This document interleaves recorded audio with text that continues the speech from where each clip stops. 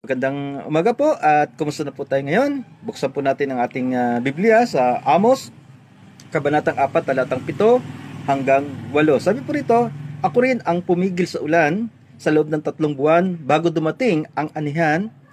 Pinauulan ko sa isang bayan, pero sa iba ay hindi. Pinauulan ko sa isang bukirin, pero ang ibang bukirin ay tigang. Dahil sa panghihina, pasuray-suray kayong naghahanap ng mainom.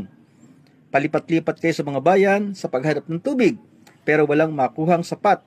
Pero hindi pa rin kayo nanumbalik sa akin. Ako, ang Panginoon, ang nagsasabi nito. So, ito po yung napakahalagang mensahe para sa atin na ito pong El Nino, o kaya yung darating na La Nina, ang may hawak pa rin po nito ay ang Diyos. Kailangan po talaga nating manalangin sapagkat kapag tayo po ay kinapos ng tubig na maiinom, yung pong nagkakaroon ng El Nino, ay napakalungkot po. At kung sobra naman ang tubig, gawa nga po sa La Nina, so makikita natin ang landslide, marami pong namamatay, gawa po sa pagguho ng bundok at pag-apaw po ng mga tubig sa ilog o sa anumang bagay. Kaya ito po ay ang susi po rito para mahabag sa atin ang Diyos ay manalangin tayo. Huwag natin kalilimutan, ipanalangin ang ating kapaligiran. Pagpalain po tayo ng Panginoong Hesukristo.